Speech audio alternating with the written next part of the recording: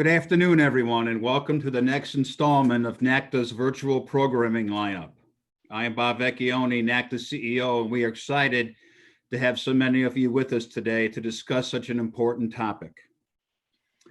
Before we begin with the introduction to our virtual programming, today has been identified as Blackout Tuesday in recognition of George Floyd's tragic death and subsequent violence that has overtaken our country.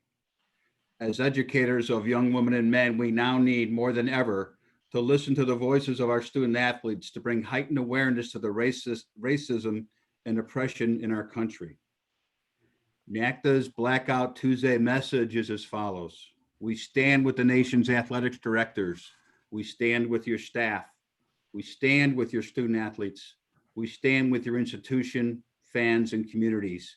We may never fully understand, but we listen and learn. And we stand with you to bring heightened awareness and equality for all. NACDA is committed to playing a vital role as our intercollegiate community works together to build a platform for awareness and fight for change. The student athlete is at the core of everything we do as athletics administrators. As we navigate such an interesting time in our world, it's important that we continue to engage with our student athletes and ensure their experiences, physical and mental health, and safety remain a top priority. Today's session, titled Leading Student Athlete Support Services Through a Global Public Health Crisis, will provide us with insight into the measures athletics departments are utilizing relative to best practices. We are pleased to have with us today 6 respected individuals in the student athlete support services area. These individuals are leaders within N4A and will help us to understand how this increasingly turbulent time in our history is impacting our students and what tools they are utilizing to provide guidance and positive reinforcement. Before we begin, I would like to encourage our live attendees to ask questions throughout the session using the Q&A feature at the bottom of your Zoom window. We have a lot of time for these questions at the end of the presentation. That said, I'd now like to turn things over to Denise Poole, our current N4A President and Director of Student Success Initiatives at Penn State University, to get us started with today's conversation.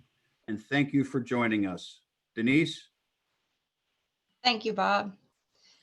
Good morning, good afternoon, and good evening to N4A members and NACDA members joining us from all various parts of our country and the globe. As Bob mentioned, I'm Denise Poole, President of the N4A and Director of Student Success Initiatives at Penn State University. And it is an honor to be with you today to facilitate the NACDA N4A panel discussion, Leading Student Athlete Support Services Through a Global Public Health Crisis. Before we get started today, I would like to echo Bob Vecchione's sentiments regarding the current climate of our country and speak to the deep systemic racism brought further to light by recent events. It is a time of great unrest for our country. For the past 3 months, we have witnessed COVID-19 disrupt and destruct the fabric of our culture and the health and safety of our communities. We've also witnessed this deadly public health crisis disproportionately harm communities of color and those who are economically non-advantaged. Further, likely at the forefront of our minds are the recent and ongoing heinous and evil acts directed towards communities of color, and particularly Black men and women, sparking even more death and destruction and highlighting the long existing reality of hate and racism that lives amongst and all around us. Many of our members and the student athletes whom we serve have been deeply and directly impacted by the weight of this reality. The challenges of the current times are very real and demand deeper work by many of us who have long benefited by positions of power, privilege, and whiteness. N4A leadership will remain steadfast allies in our advocacy and education efforts to champion diversity and inclusion and promote equity and understanding of the critical issues impacting professionals of color in student athlete support services and the student athletes we serve.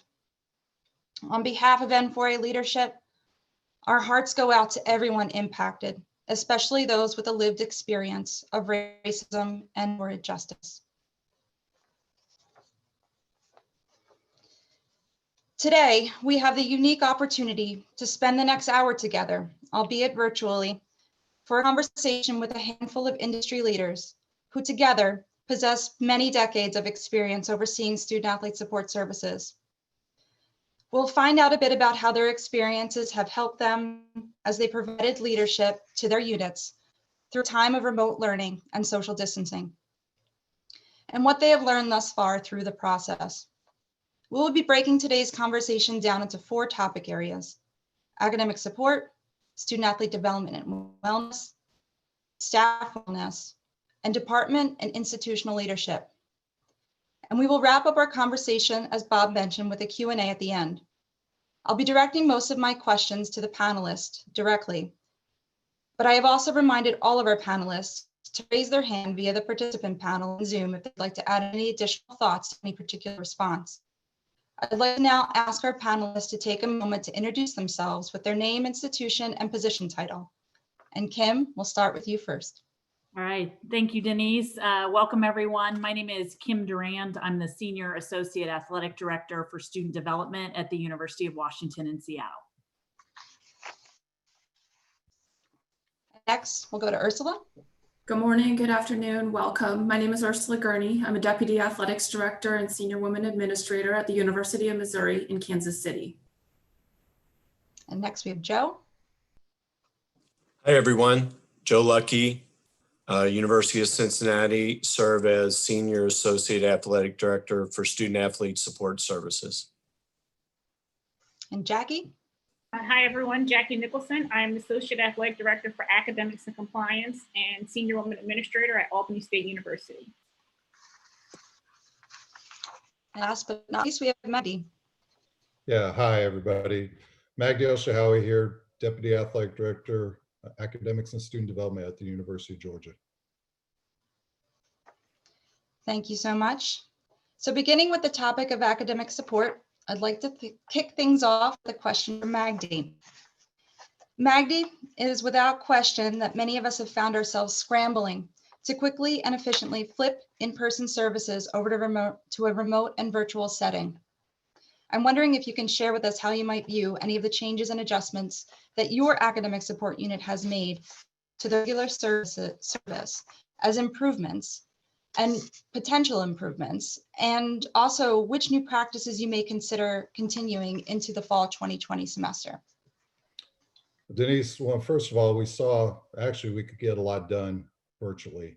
There was a lot of apprehension at the time back in March when everything shifted to an online platform, but first starting out with tutorial and getting our students onboarded and our tutorial staff onboarded into how to conduct sessions virtually, remotely, and how that was going to work out. And what we found through that using the Zoom technology is that it actually worked better than we could have imagined, in many cases better than our normal tutorials.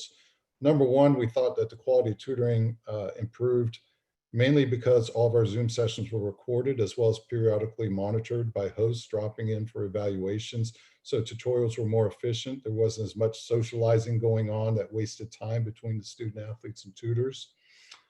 We also believe that the monitoring aspects helped us in the academic integrity arena. In a traditional tutorial setting, our tutors would be sitting in a room with the student athlete, and in some sense, you don't always know what's going on, whereas on the Zoom sessions, the recorded feature allowed you to pretty much observe any tutorial you could. We thought that the virtual tutoring sessions were more convenient for both the tutor and student athlete. They didn't have to drive into our facility. They could do it from the comforts of their own home. They didn't have to deal with parking issues and even nighttime safety issues, which isn't much of an issue where we're at, but I imagine across the country, there could be issues with that, with student athletes maybe not wanting to stay late at night due to safety issues walking back to their dorms or residential facilities.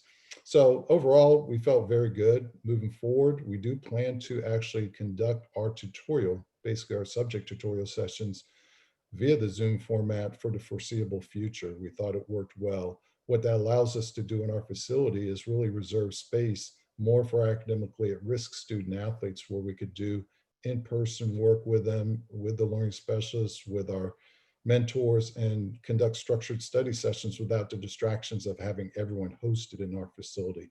So through this experience, we found some best practices that we're going to adopt moving forward. Thank you so much. And actually, your comments about working with at-risk students is a great segue to our next question. So as a follow-up, a question for Kim.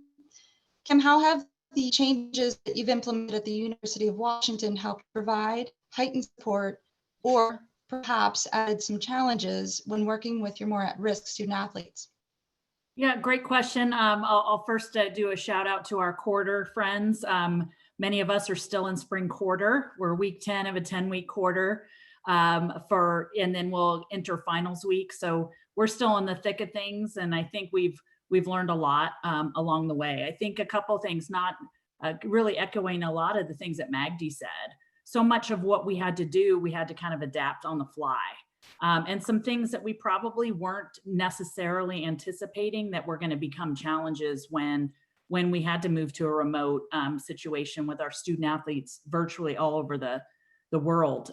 So we know our student athletes love structure. There was none pretty quickly. They were in unique living situations, as we know. A lot of them did not have access to technology. Several had left laptops in dorm rooms or residences as they went on spring break, and then they didn't come back after spring break. So technology, internet, obviously a lot of our students, both at risk and not, were impacted because family members were losing jobs. They had other family obligations where they were taking care of siblings often when parents were. So all these were things that kind of unfolded the longer we were in kind of this model. The other thing I think we really realized, and I think is key for all of our student athletes, but specifically our at-risk student athletes, are the mental health ramifications of not knowing, of the fear associated with the virus and health, and then also not having the kind of community that so many of our athletic departments provide, being able to be with teammates and staff and coaches who love and support you. So I know none of that is new to any of us who've been doing this for a long time, but I think all of those were heightened challenges that we had to find solutions for. And so a couple of things, I think one of the benefits or one of the key things that we have learned from is the ability to get coaches involved in a way that we never had. We had a lot of coaches, as all of you did, with a lot of free time on their hands. And we could channel that energy to help support what we were trying to accomplish with our student athletes academically, as well as in the student athlete wellness and student athlete development area. So we have a couple of our coaches that start every morning at 9 a.m. with a team rally meeting. And so that helps us ensure our student athletes are up and ready for class, that they kind of have a motivation and a touch point community touch point with their team and their coaches. It's really shown, again, our student athletes, how invested our coaches are in their overall academic success and well-being. So that's been helpful. Coaches have been monitoring study table for us. They actually are more apt to be able to follow schedules, know where their students are, when they can and can't be bothered with classes, et cetera. Certainly there's been longer hours for staff and for students, but some of that one-on-one engagement and the ability to lengthen those sessions or have multiple sessions have really helped to, I think, to keep our student athletes engaged and to really assess. The other things that have been hard, speaking to the mental health piece of this, are most at-risk students, but really student athletes across the board who've had this, their worlds upheaved with all of this, is working through the mental health. So at what level can we provide mental health counseling virtually? There's licensing issues and things like that, but being able to work in that and ensure that students are either getting resources that they need locally where they're residing or virtually through maybe a sports psychologist or a clinical psychologist that's been working with them and making sure that those resources are seamless and that they're getting the services that they need. Thank you so much, Kim, for offering those best practices and also challenges. I'm happy to hear that your coaches have been so helpful. So it's also another good segue to the next question, which is for Jackie. Jackie, can you offer any best practices that have worked for you to help maximize efficiency in offering remote academic support? And then also how those have helped you also uphold academic integrity standards?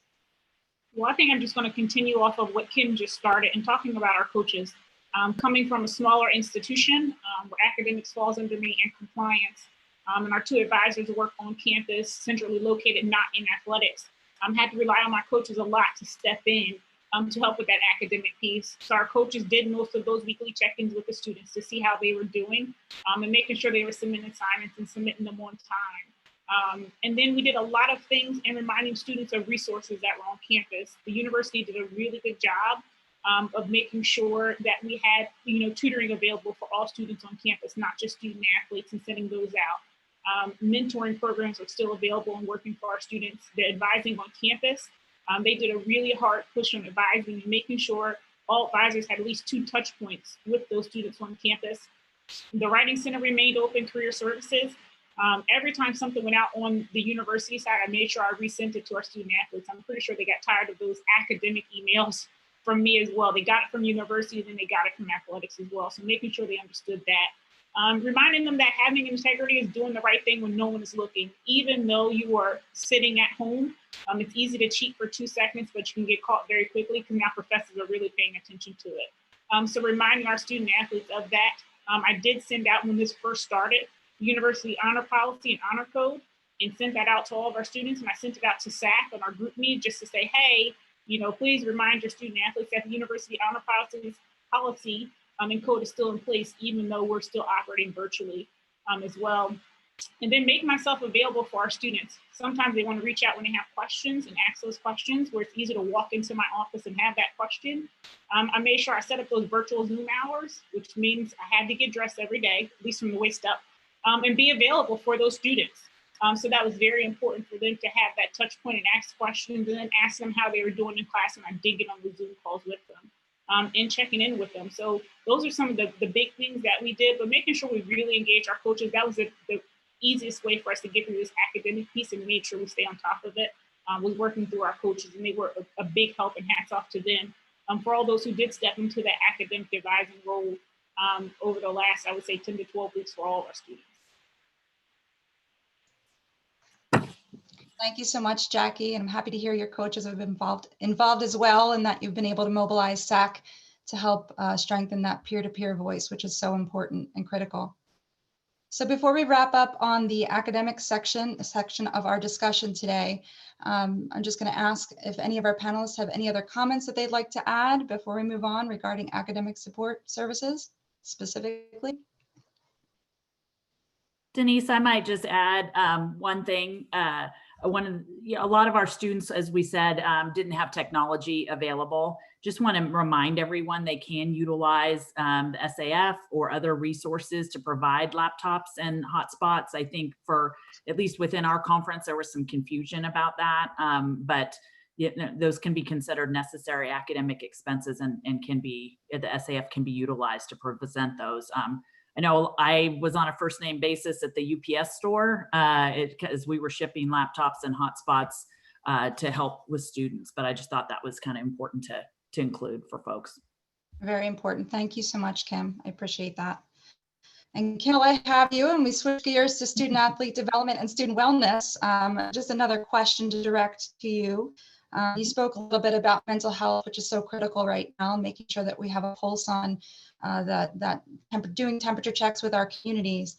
But in a virtual space, moving over to student athlete development, what types of programming have your staff implemented to continue to prepare student athletes for life beyond sport, and also to bolster community engagement?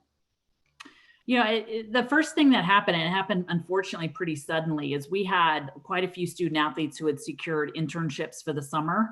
And then we had graduates that had secured jobs. And literally day by day, those rapidly started to evaporate, even in a large metropolitan city like Seattle. And so we had to shift gears.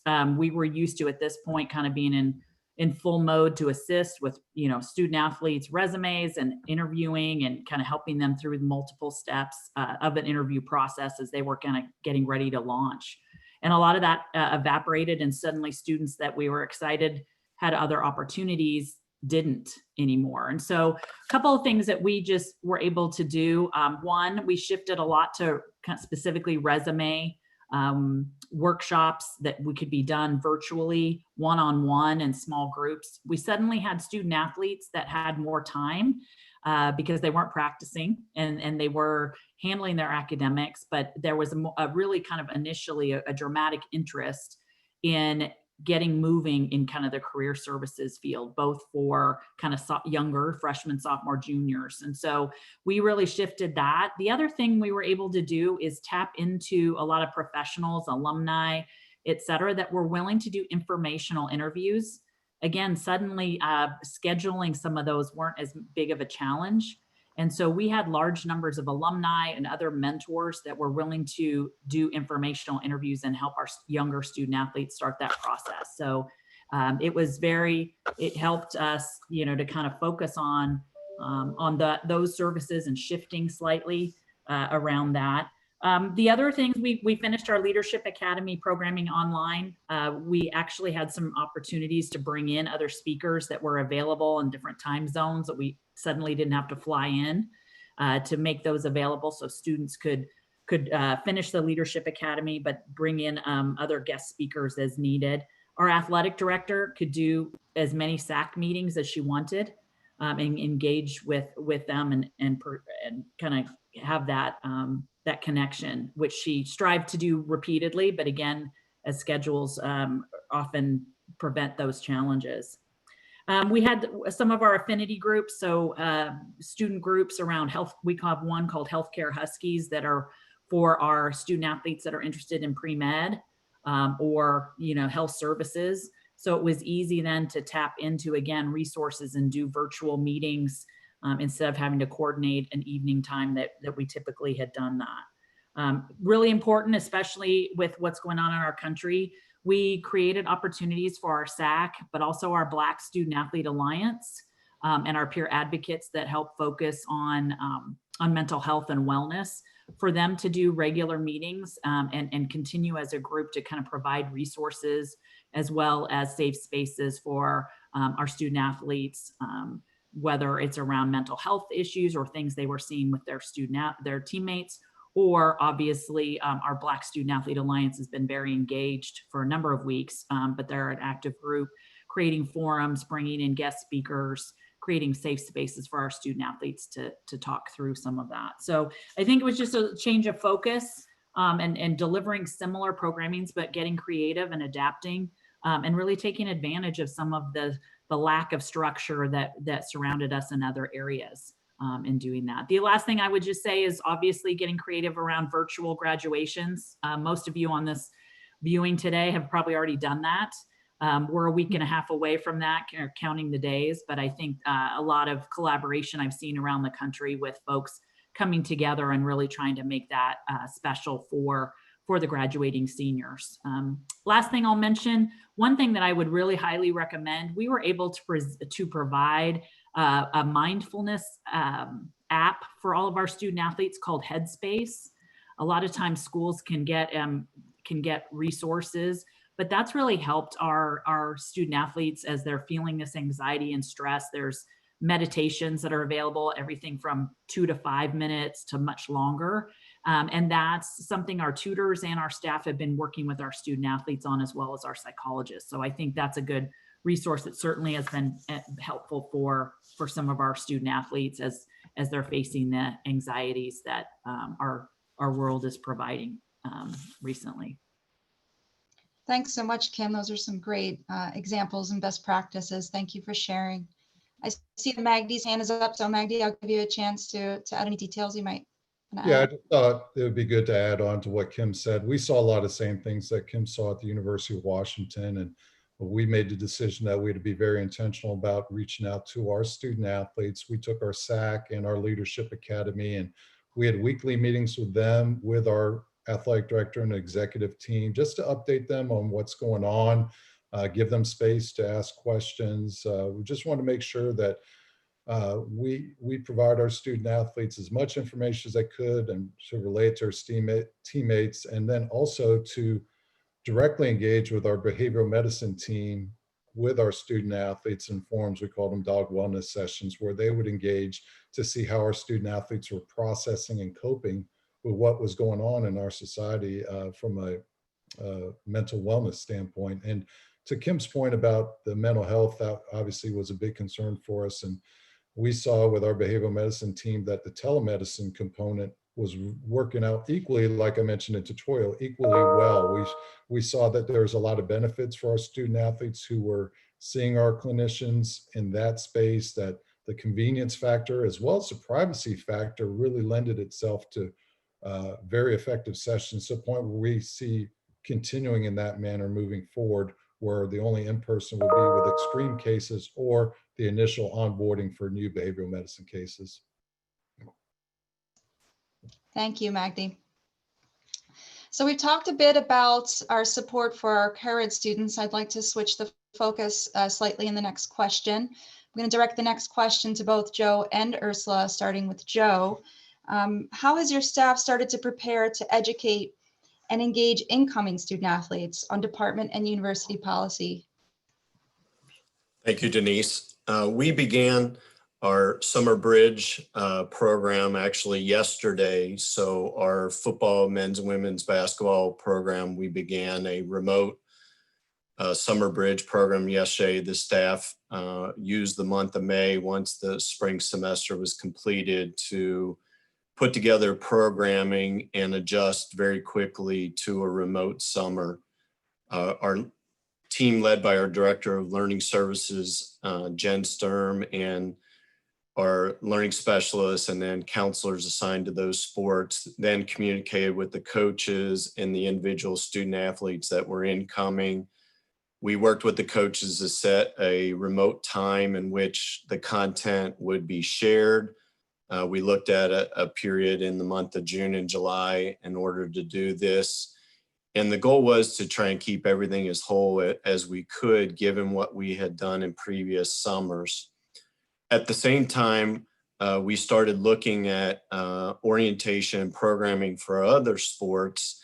I call it really a three-pronged phase. We have the summer bridge program in June.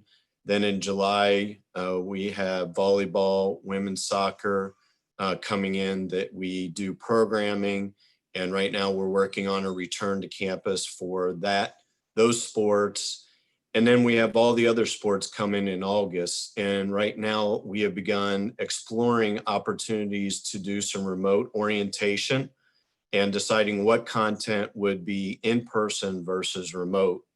And we're also trying to look at this beyond this summer. What could be opportunities that we look forward and implement this year, but also could be something we adopt for future years. We think it's a great opportunity to engage our domestic students as well as any incoming international students and use some of the new software programming that we've all learned to use in the last 3 months.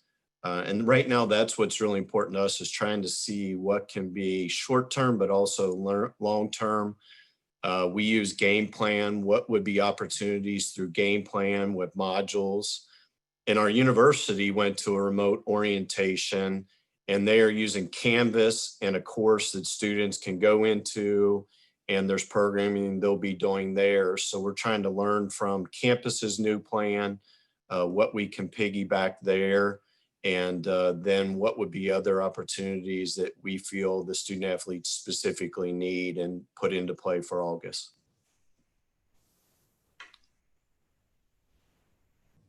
Thank you, Joe. Turning it over to Ursula, so you can weigh in on your response. Sure. Thank you, Denise. To piggyback off Joe, I think as we think about our incoming student athletes who are new, some of the things that we had thought about was how do we best communicate with them? How do we connect with them? So how do you create a connection as a student athlete support staff for individuals that you've had a really limited amount of time with at this point? And then how do we work to best reassure these individuals as they enter our institution. So our academic support staff have been getting together over the past couple of weeks to really work through those. And again, how do we best navigate the situation? For our team, when we're focusing on orientation, we wanted to make sure that our athletic department was still a part of the greater university's orientation, and orientations have gone online at our university, just like most universities, and our academic staff had worked with the university to ensure that at the end of each orientation, the academic team would meet with the student athletes in their own Zoom rooms. So we had continued to partner with campus as we would a regular orientation. We just had our own space at the end of orientation to connect with those student athletes. And then our academic team, we worked together to create a video. We thought it would help personalize it, just a short, fun video to welcome our student athletes to campus, to allow them to get to know us and who they would be working with, in addition to informational items that would go out in almost a PowerPoint-like presentation to our incoming student athletes. And one of the items we're dealing with right now that I'm sure a lot of campuses are dealing with that we don't quite have the answer to is, what is fall going to look like? We know we're bringing back a lot of individuals to campus in the summertime, but what is fall going to look like? Is it going to start at a regular time? Are we going to start 2 weeks early? What does that mean for our incoming student athletes? How do we work with our international student athletes? And will they be able to arrive on campus in a timely manner? So there's still a lot of unknowns, but as we're dealing with the unknowns, we're working to be flexible and provide our student athletes the flexibility, but also the connection with us that hopefully it helps to reassure them as they're coming into our institution. Thank you so much for all of your responses in this topic area.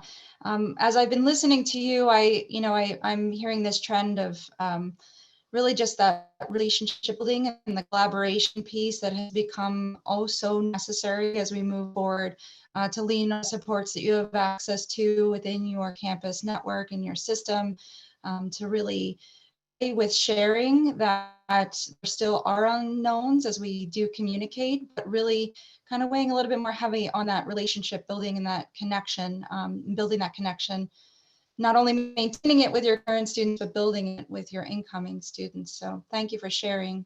And Jackie, before we move on to the next topic, I'm wondering if you have any other comments or any comments you'd like to add. Since the other four panelists had a chance to weigh in on this topic area, I want to give you that opportunity in the student athlete development, student athlete wellness section. I think I can piggyback what everyone else said. One thing that we have started doing, actually started last week, we're going to continue programming for all of our students through the summer as well. So we have some sessions set up with career services. We'll do it for 2 weeks, one with our freshmen and our freshmen from last year, incoming freshmen, and one with our upperclassmen. Continuing on sessions with our incoming students for Meet the AD, with our males mentoring group on campus, Title IX. So we're going to continue that programming through the summer to keep our student athletes engaged. Since we know a lot of them have told me to themselves that they're sitting at home because they can't find jobs. So they're sitting there with a lot of idle time. So just finding ways that we can fill at least 1 hour of that idle time a week, starting the 15th of June until the time we come back to campus in August. So just finding unique ways to fill that idle time for our student athletes. So starting with career services will be a big one that will start, but very similar to what everyone else continued through the semester, we're continuing through the summer as well. Great, thank you very much for sharing. And while I have you, Jackie, you're at the top of my list for the next topic area, so don't go too far away or mute yourself. So moving on to our third topic, which is staff wellness and motivation and managing the uncertain as you lead your staffs. Jackie, what has been effective in helping for you to maintain clear and organized direction and has helped you to boost morale with your staff? And also, what challenges have you encountered along the way? I'll tell you, the challenge that I've encountered for me is I'm a more of a touchy-feely, hands-on type person, so I like to see people. And that's been a lot of our staff, I think just staff across the board in collegiate athletics are used to seeing people and having that in-person conversation with people. I feel like after Zoom, you kind of lose things in transition. So I think a lot of us are struggling with losing that in-person touch point. Even though you're seeing each other, it's still not the same as sitting in front of someone. But one thing we did is started with our AD. We do every Tuesday morning. We have an administrative staff meeting. Followed that, we have a meeting with our administrative staff and our head coaches, just to check to see how everyone's doing, to give them university updates. I'll give NCAA updates, let them know how things are processing through the NCAA, since we're getting a lot of information at one time. I'm breaking that down for them and explaining that to them. And then with my direct reports, I do a weekly meeting with my direct reports, which has been very beneficial, just to stop and ask people, how are you doing? So I know you're working from home, you're working with your kids, your husband's at home with you. So just stopping and asking people how they're doing, what they're working on, what they're struggling with, if they need help with something as well. So we've been spending a lot of time doing that. I can say our university has done a really good job of setting up a bi-weekly leadership training for our leaders on campus. Sometimes you know how to lead, but leading through crisis is another big thing. And we're dealing with two major crises right now in our country. So that has been very big to have that touch point, just to remind you of some small things that you need to know as a leader. You think you might know everything, but when you're dealing with two crises at once, I don't think anyone's prepared to deal with this at one time. So those touch points have been really good, and it just gives us stuff to go back to and talk to our staff about and engage them. So that has been very big. It's just kind of having those meetings and touch points and really truly asking how you're doing. Asking someone how their kids are doing. If you know they have kids at home, has been very important and engaged. In athletics, you're used to seeing sometimes people's kids all the time, or their husbands, because they're at games and they're involved and engaged. But I wanted to make sure our staff know that, I'm still here for you, even though I'm sitting at home and you're sitting at home, I'm still here. So we've been using that a lot. And just kind of, checking in on people. I'm doing the same thing on campus as well. Checking in on administrators not in athletics. And that's been very important, because I'm still sending emails and asking them to do things, but just stopping to call other people on campus and have that conversation with them as well, because it's easy to shoot an email. Sometimes picking up the phone still and calling people has been very important for me as well. So just, making sure people are still engaged, involved, and know that you care, and you're still here to support them through this time as well. Thank you, Jackie. That's very helpful advice. I see that Ursula's hand is raised. Ursula, did you want to add some comments to response? Sure. Thank you, Denise. So just a few items also along the line of Jackie. I think checking in with your staff is really important. Also gauging how many Zoom meetings are too many Zoom meetings. I did not realize that Zoom fatigue was a thing until we started all of this. So sometimes a phone call is a good way to connect. You don't always need to be connecting on Zoom, but certainly, beginning a meeting or with a check-in, simply asking people how they're doing. One thing our staff did, and I thought we did a great job, is really sharing resources. So what are resources for staff to help with their mental health and wellness? So while we do a wonderful job with our student athletes, providing them with resources, providing our staff with resources very much encouraged the staff that I work with to share resources amongst each other. We had some staff members taking a happiness class through Yale that was online. So we tried to do things together. We tried to provide resources together to help our staff. I think this is such a unique time period that is so important to be mindful of how our staff are feeling, and all kinds of staff, whether it's our tutoring staff, whether it's our executive team, so it's just really being mindful of everybody and sharing those resources. Thank you, Ursula. Great reminder as well. My next question is for Magdi, still within the same topic area. Have you developed action plans to potentially bring staff back to campus? If so, what does that look like for your institution? Yes, we have. And we're taking a three-phased approach to it. We're starting phase 1 this month, where we're bringing back essential employees. And for us, our essential employees are really deemed, with football student athletes coming back to do voluntary workouts right now. We've deemed our counselors who work with that sport and our learning specialists who are going to work with incoming football student athletes as essential. Now, although they're essential, they will not be coming back full time, but really the plan is to have them come back in as needed for onboarding programming for our new students, for our learning specialists, just to initially get them set up and running with support for their classes, as well as some cognitive skill building workshops we plan to do with our incoming freshmen. But with the regular sessions that they have, the goal is within the first 2 weeks to transition those to online. sessions. We would start phase 2 in July, where we'd plan to bring in some more academic support staff as more incoming student athletes from other sports will be coming in here. Very similar, only to come in as needed. We may look to have our counselors and learning specialists come in 2 to 3 days a week. One of the concerns is by mid-July, most of our staff members would have gone 4 months of working purely from home. And we have to be mindful of that transition, the psychological transition of just all of a sudden returning to work full time can be very difficult as people are used to now this new normal that we have. We can't just expect everyone to just go back, stop what they're doing and go back working all the hours we do every day without a transition plan forward. And we're very cognizant of that and want to phase each of our employees back carefully. The other thing we keep in mind is that there's some staff members who are a little concerned about returning to work in this environment. They may have family members that live with them that are either elderly or have compromised immune systems where there's a heightened fear of contracting COVID-19. So we want to work with all our staff members who have those concerns and still continue to provide telecommuting options. And then when we get back to phase 3 in the fall, come August, when all our student athletes hopefully are set to return, provided the medical community gives us the clearance to do that, that even though we're back in the office full time, that for our staff members, the plan would be to still have our staff rotate, and maybe it's 4 days in, 1 day work from home. For counselors, learning specialists, that would be the plan there. For our personal development team that works, we might look at 2 to 3 days a week, at least through the fall, so that we don't have everyone in the building at the same time, and continue to maintain social distance protocols is going to be very important. The idea is until we get a vaccine, we are going to be operating in a very different space where all these things have to be considered. Thank you, Magdi.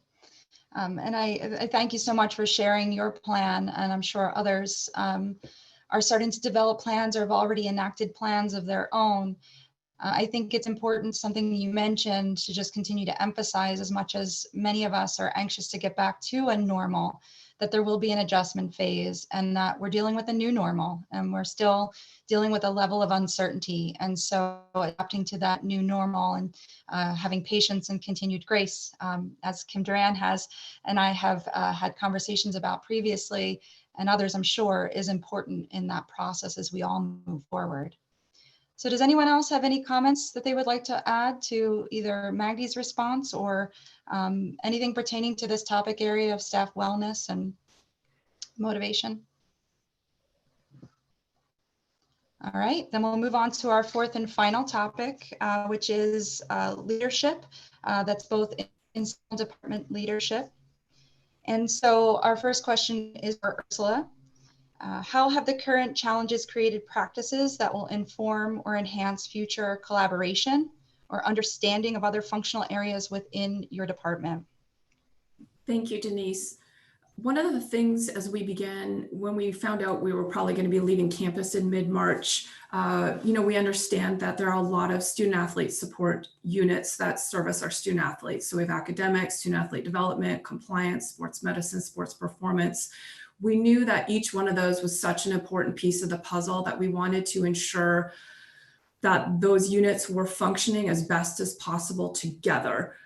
So we wanted to better streamline our services. So while all those units were functioning well together prior to COVID, once we knew we were leaving campus, we all agreed that twice per week, our internal unit would get together for an hour to an hour and a half to discuss our student athletes and how we can best help our student athletes. So the whole entire internal team gets together twice a week. Again, we wanted to streamline our services. We wanted to work efficiently, and we wanted to work with urgency to best help our student athletes. So our unit gets together and we talk. We have a shared document that we created in which we talk about academics, we talk about wellness, and then we also talk about retention. So while the spring semester was engaged, the individuals, whether you were in sports performance, sports medicine, academics, our business office, our compliance office, we would talk about our student athletes.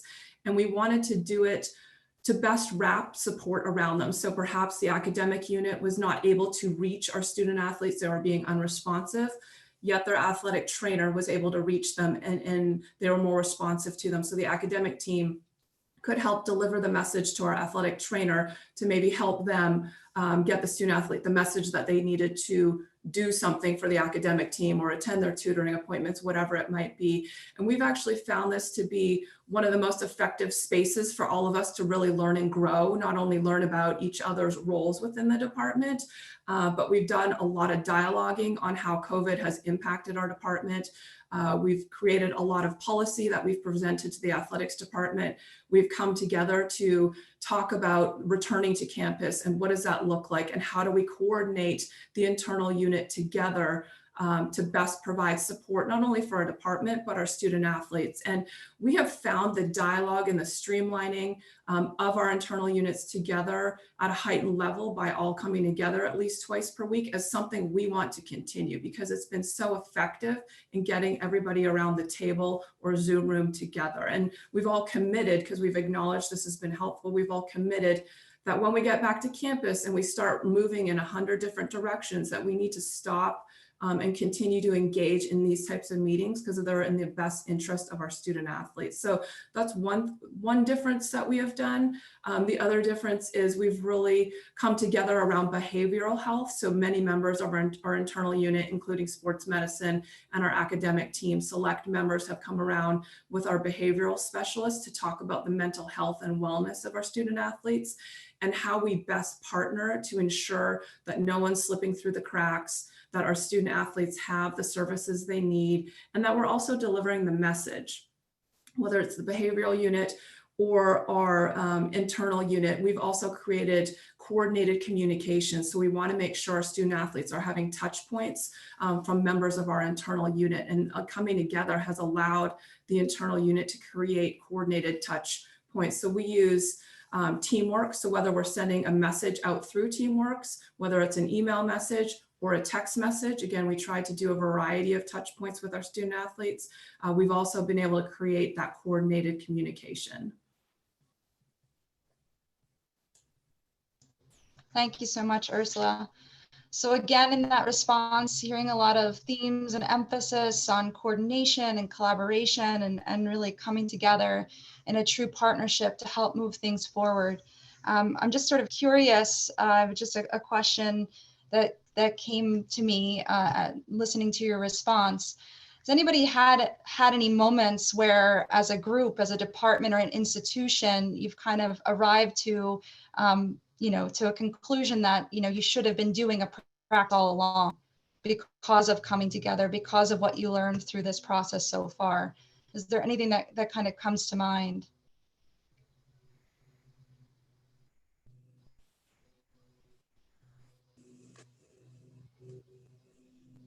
I think Denise, Kim alluded to it too. I think sometimes it's hard when you're in the office to come together, but now we have different ways to come together. So maybe we're not all physically sitting at a table, all of us. There's different opportunities, whether you're bringing in a student athlete development speaker to talk to the students. They don't always have to be physically present. I feel like what we have gone through over the past couple of weeks has maybe allowed us to meet our student athletes where they are, meet staff where they are, and maybe change the method in which we're delivering the same message.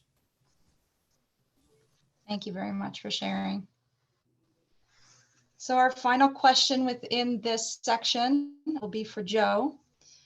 Joe, how do you think this experience so far has shaped you as a leader, and how have you been stretched? Denise, that's a great question, one I've thought a lot about. I think the thing similar to everybody around the country are those feelings of the adjustments to home, technology, distance from your staff, the impersonal human interaction. At the same time, the goal, all of us in academic support services, student development, was to keep the experience as whole as we could. Graduation, end of the year celebration, we call it the last 39 days. Like, let's just make sure we support everybody down to the end. And how do we do that? I think that the other challenge I saw personally was just the inability to turn off. We had distractions of games, even a commute for many can be a turn on, turn off time. Everybody's schedules became very different. So there was not necessarily an 8 to 5 because maybe somebody had to work a 10 to 6 or they worked in periods. And so I found as a leader just never being off. And I finally hit a wall one weekend and said, I just got to put my phone away, go and just disconnect and forcefully. And I started doing that at periods where I left the phone in my office / bedroom and left the phone there and just went and engaged. And I think that was really critical. I think the other piece was just the challenge as a leader to lead the staff through a period nobody knew what was going on. And every day you got new information, and sometimes it was information that was real, sometimes it was information by the end of the day it changed. And you had to keep a perspective of, it was the ultimate poker face. Like, okay, we're on plan C, now we're on plan G. Like, how do you go through that element and keep that sense of calm? Because you didn't want your staff to feel any panic and you wanted to provide that leadership. And I think at the same time, you also wanted to show that we could do this. And the student athletes, you wanted them to recognize, I mean, this is truly what life is. We have adversity every day. And from coaches and recruiting plans to games, I mean, nothing ever goes the way we map it out. And that's reality. And so this was the ultimate, I think, challenge to that. So our leadership was determined to guide the university, guide the department through that. And I think that's what, to me, when I thought about this brought out the best in college athletics. Coaches, administrators, no one wanted to let the students down. And you saw communication in a way that the energy was at the highest level.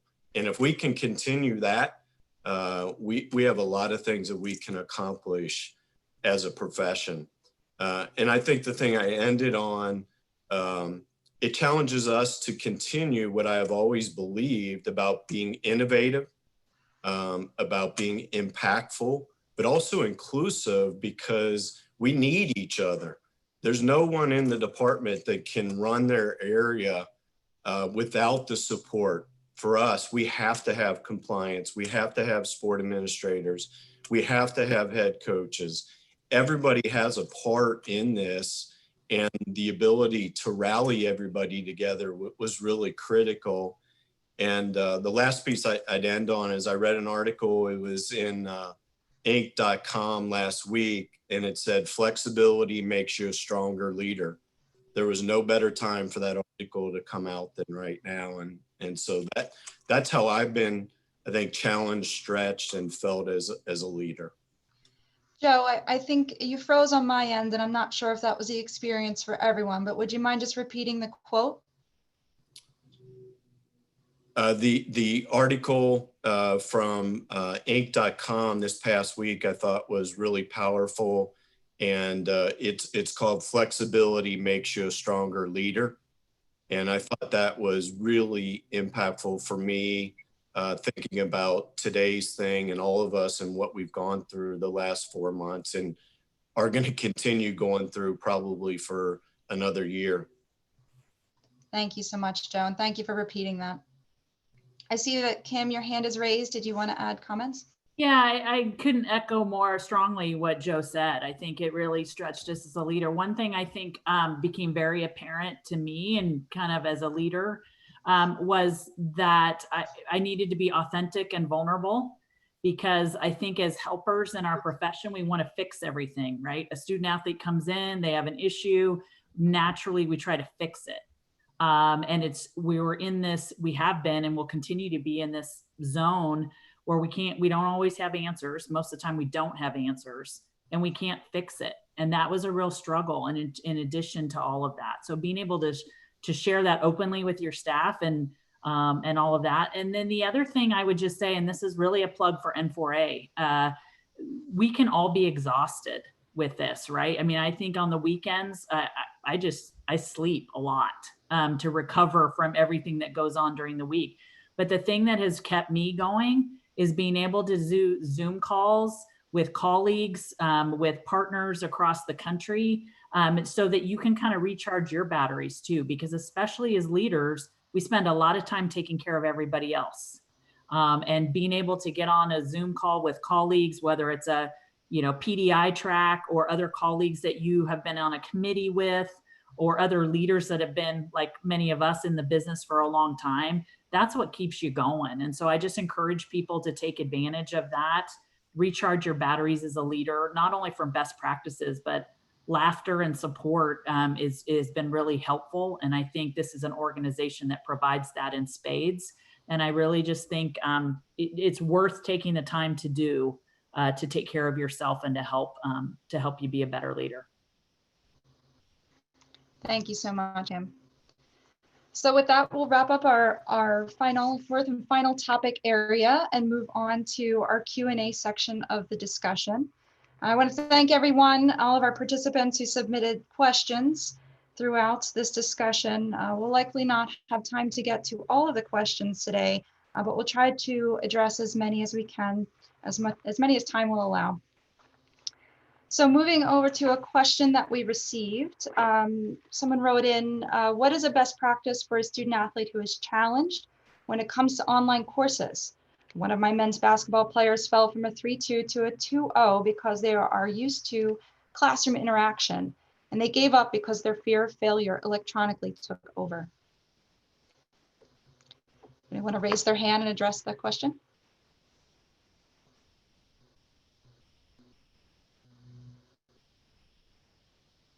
I'll pick on you, Kim.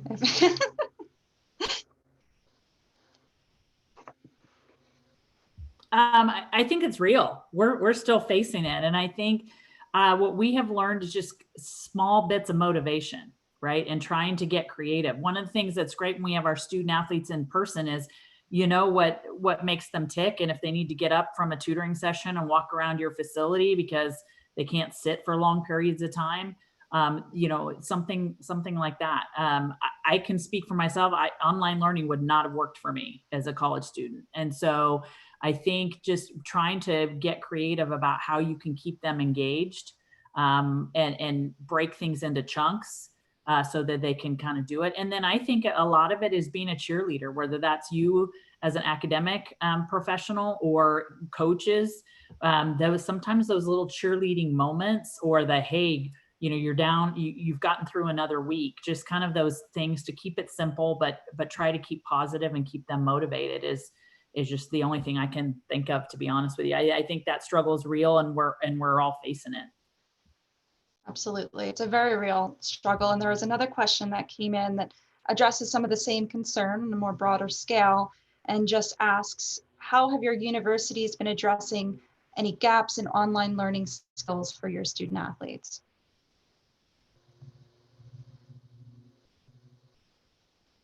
So I think this speaks a little bit more to the actual stepping in and guiding through best practices, which you answered a bit in your response. Does anyone have anything else to add to more department-wide or university-wide initiatives? I was just going to share, our university had a process. If a student did not have access to a computer, they could send in a waiver petition, and they found a way to get a computer to the student. So I thought that was a great outreach in those situations. And they provided a lot of support for faculty and staff, because there were faculty that also had to make that transition as well to online, to make sure that support was there. Thank you so much. I think actually looking at the time, we only have question. Question here, let's see. What are schools preparing to do to run fall study hall and provide academic services such as tutoring?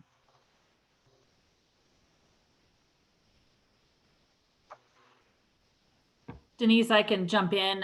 We're obviously behind semester schools, so we're going to learn from all of you guys as we plan this. I think what we're hearing is it's going to be, at least on our campus, a combination of in-person and virtual, mostly virtual, I think. And so I see us basically continuing a lot of the best practices we've learned through trial and error on this. Whether it be study table or even tutoring, using those virtual outlets to do that. Continue to monitor and do that. But quite frankly, we're going to learn from a lot of you who do a trial and error a little bit before we do. But so far, that seems to be the direction we're headed. Well, thank you so much. Thank you. We are at the top of the hour now, and so we'll have to close up, but I do appreciate all of your feedback and insight that you've been able to offer this afternoon. I want to thank everyone for visiting today and joining us. And I wish you all peace and best of luck as you navigate the weeks ahead. And please remember that N4A is offering a virtual convention on June 22nd, 23rd, and 24th. So register. Registration is live on our website, and convention is open to NACDA members. All NACDA members free of charge, our virtual convention. More information can be found at n4a.org. So now I'll turn things over to NACDA to close us out. Bob? Denise and panelists, thank you so much for being with us today. Attendees, thank you. The most important takeaway, we all know what our jobs are, but the most important takeaway, and it's the same thing I tell our athletics directors, you are important. It's important to take care of you. As a servant leader, you put everyone else first. Your student athletes, your coaches, your administrators, you need to take care of you because you serve so many constituents. So please take time, take an hour a day, take 2 hours a day, read, work out, whatever you have to do, but please just take care of you. Thank you, everybody. We're on again next Tuesday. Hope to see you then. Thank you.